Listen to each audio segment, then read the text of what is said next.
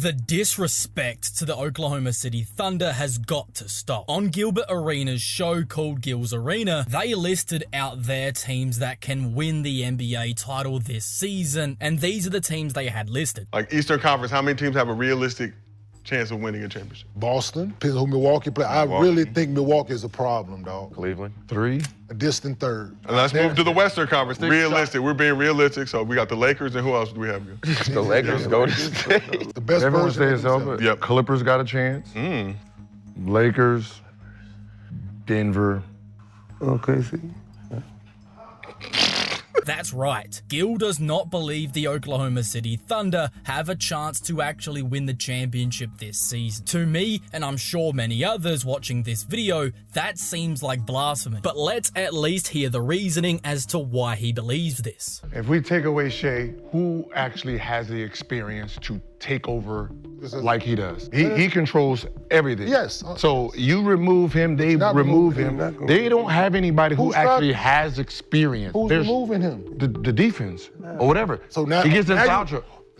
So guy here, it's called elimination. So if we remove him, because that's not happened yet. The number one reason Gil does not think the Thunder can win it all is because of what happens when SGA magically disappears. In the clip, he was asked about how teams would go about removing SGA, and he just says the defense or whatever. Now, if it were that simple, teams would be doing this every single game against OKC, and SGA probably wouldn't be the favorite to win the MVP right now if he just suddenly disappeared every game. There's a reason he's able to go off every night, despite the fact that teams are trying to take him out of games every single time they play them. Because if stopping him were that easy, every team would have done it by now. So many have tried, and all of them have failed. And here's the thing, even if a team is saving a game plan for SGA for a playoff series, they could maybe get away with it for a game or two, but you're forgetting the fact that Oklahoma can watch that game plan back on film the next day and come up with their own game plan to adjust to yours. There is simply a 0% chance you're going to make SGA magically disappear over the course of a 7-game series. But this is obvious, because you could say the same thing about all 30 other teams in this league. If you remove their best player, they're going to be nowhere near as good. But that's not all, because Gil has more to say. the defense or whatever. So now he gets in now foul you- trouble. No, So guy here. it's called, so if we remove him, who is capable of even sustaining 25% of what he does, right? If you remove on Clippers, who do you remove? Kawhi? You still have James Harden. So Jalen Williams is 20 averaging what? 21. Same, So who's same thing, bro. Who's a better player? Right now? Who's a better player? Right now? Okay, James Harden. James Harden. Yeah, James Harden. It's not even close. Not even Jalen second Williams. close. Okay, there's a lot to unpack here. First of all, this is a massive shot at Jalen Williams, who has quietly been exceptional for the Thunder all season long. So good, in fact, he made the All-Star team. If we're going off the idea that you can just eliminate SGA with some kind of magic that no other team has possessed yet, then Gil is essentially saying nobody on the team can even produce 25% of what SGA gives them. Now, I'm not sure how good Gil thinks SGA actually is, because last I checked, he's averaging 32.9 points per game. And if we're taking 25% of that output, that's only 8 points per game. So if we look at the roster, the Thunder actually have 8 guys who are doing 25% of what SGA gives them offensively. So if that's his argument, problem solved. There are 8 guys on the roster who are averaging 25% of what SGA does every game. Of course, it's not that simple, and I'm sure that's not exactly what he meant, as offense isn't just about how many points you put up, it's how you generate them, how you run the offense, and how you control the game when the ball is in your hands. But even if we're talking 25 or even 40%, I believe J-Dub is more than capable. On the season, he's averaging 21.3 points per game, along with 5.5 rebounds, and most importantly, 5.3 assists per game, while also picking up 1.7 steals on 47% shooting. He's been a reliable option with the ball in his hands this season, especially especially in pick and roll situations and isolations. Then considering the fact that Shai's probably going to average around 40 minutes per game in the postseason, that's only 8 minutes that the Thunder have to make up without him on the floor. Now, I'm not saying J-Dub alone is the answer, although for stretches in games I do believe he could be, but what I'm really saying is that it's going to take an entire team effort to get them over the line in those bench minutes. Take their game against the Celtics for example. They walked into Boston and beat them, and it was actually the non-SGA minutes that were really impressive. OKC went to their double big lineup with Chet Holmgren and Isaiah Hartenstein, and despite missing Jalen Williams in that game, it didn't matter.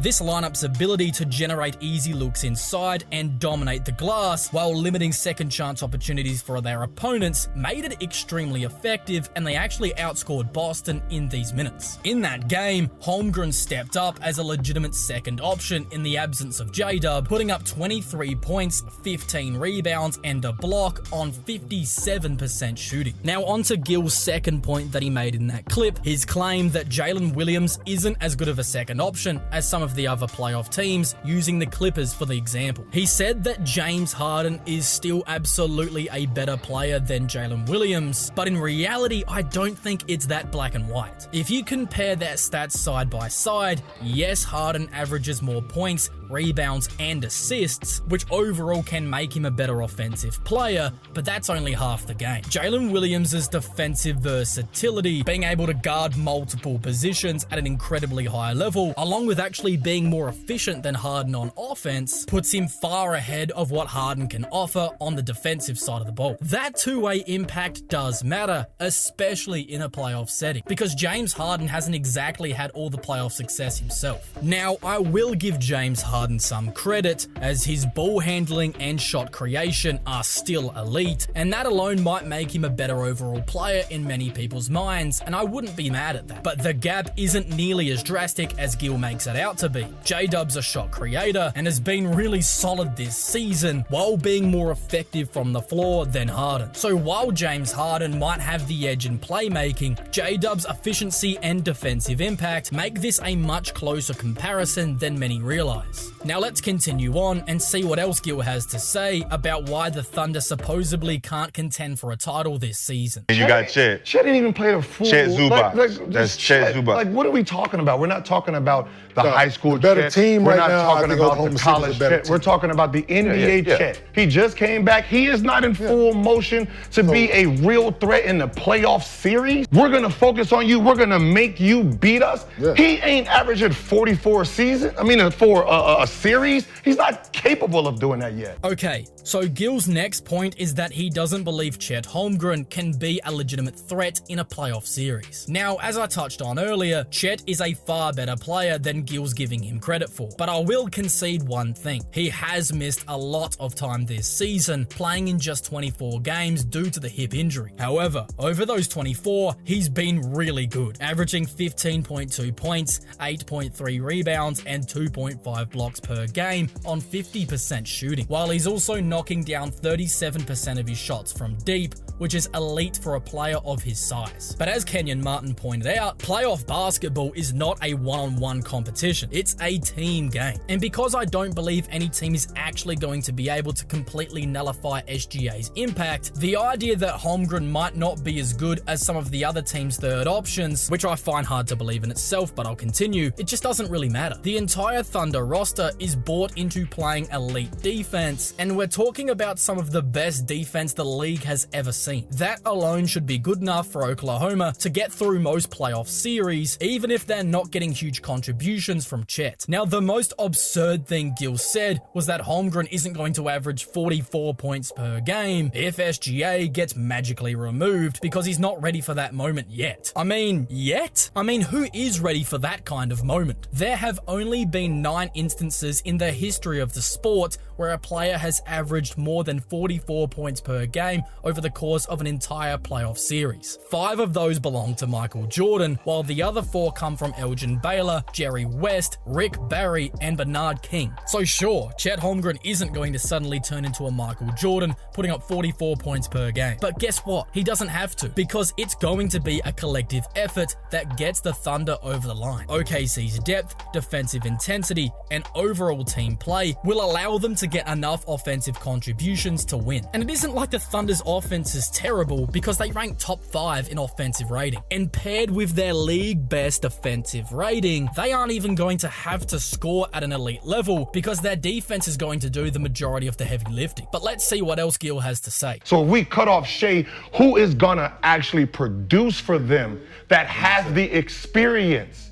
They're just not experienced yet. Cemetery Larry. That's all. What they've done. Like, I trust Cavs more than I do OKC. Wait a minute. No way he just said OKC isn't a real title contender because of their lack of age and experience, only to turn around seconds later and say that he trusts Cleveland more. Yes, the Thunder are still one of the youngest teams in the NBA. I think they're actually the youngest. But if we're talking about playoff experience, let's get real technical. The Cavs have exactly 1 more season of playoff experience than OKC. But you tell me, how much experience do you really get from being gentlemen swept in round 1 by the Knicks? Now, looking at last season's playoffs, Cleveland made it to round 2 but lost to Boston in 5, while the Thunder also made it to round 2 but pushed the eventual Western Conference champion Mavericks to a 6th game. Yes, Cleveland was very injured in that series and probably could have pushed Boston further, but let's be honest, they didn't have a real chance to beat them in that series even if they were at full strength. Also, the Cavs were a completely different team last season, as their offense was very average in that year, and now they're leading the league in that stat. It's been a night and day transformation, largely due to the new system built under a new coach. So when you really break it down, this version of the Cavs has 0 playoff experience with this system, whereas the Thunder are playing virtually the same way as they did last season, and have really just improved upon a pre-existing defensive system. So for Gil to say that he doesn't trust the Thunder because of their apparent lack of playoff experience, to immediately turn around and say that he trusts the Cavs more is flat out ridiculous. But let's continue nonetheless. Does matchups matter? Minnesota? The first round matchups, if you play the wrong team in the first round, you can have early summer. And I said Clippers in the playoffs. That's a mad matchup for OKC. I don't think so. A fully healthy Clipper squad versus a fully healthy OKC You have squad. Kawhi, who is going to do what Shea did. That's a great matchup. You have one that's a Finals MVP 2 years straight. He is a legit champion. Here, right? I'm not even sure where to begin with this one. Gil said that the Clippers are a bad matchup for OKC. So let's just break that down. Here are the likely starting 5s for both teams, and at a first glance, I'm not exactly seeing how this is a bad matchup for Oklahoma City. In fact, I'd argue it's a bad matchup for the Clippers. Lou Dort is about as good of a defensive matchup as you could ever hope for Kawhi Leonard, while also having Jalen Williams, another exceptional defender, backing him up. Then for James Harden and Norman Powell, OKC have a mix of SGA, Cason Wallace, Alex Caruso, and J-Dub to throw at them, and all of those matchups are favorable for OKC. Then for Ivica Zubac, the Clippers are not going to be able to get very many easy looks under the basket, with a mix of Chet Holmgren and Isaiah Hartenstein protecting the paint. I genuinely believe that the Thunder could defend the Clippers straight up without even sending any doubles, but even if they did have to send help on Kawhi, OKC's defensive rotations are just that elite that they could still lock this team down. But let's flip the script for a second. What on earth are the Clippers going to do to guard SGA? As Gil suggested, Kawhi should be the primary defender on Shea, but I've got to tell you, this is not 2019. Sure, Kawhi still has his elite defensive moments and is still an amazing offensive weapon, but when it comes to defending somebody as shifty, quick, and skilled as Shai Gilgeous-Alexander, I really don't like his chances at consistently staying in front and forcing stops against him without getting into foul trouble or getting blown on by. But what on earth would happen with James Harden? It would be an incredibly difficult series for him, because on one end, he's going to have to deal with a consistent rotation of OKC's amazing perimeter defenders, while most likely being targeted on the other. And while James Harden has improved defensively in recent years, that that simply will not matter against a player as good as SGA. The Thunder will hunt him in switches, and if SGA gets enough one-on-ones against Harden, you can basically call the series right there, as that is not going to end well for the Clippers. So when we're really breaking this down, it's actually a bad matchup for the Clippers, not OKC. And that's where they wrap up the discussion. But like I said earlier, I enjoy watching this show time to time, which is how I originally came across this segment. But some people need to be careful what they say about the Oklahoma City Thunder, because they could be made to look very silly over the next 3 months, especially if the Thunder continue to roll like they have been while getting Jalen Williams back from injury and getting to full strength themselves. But that begs the question, where do I have the Thunder ranked amongst the league's title contenders? If you want to see my full NBA playoff tiers breakdown, you can check out that video right now.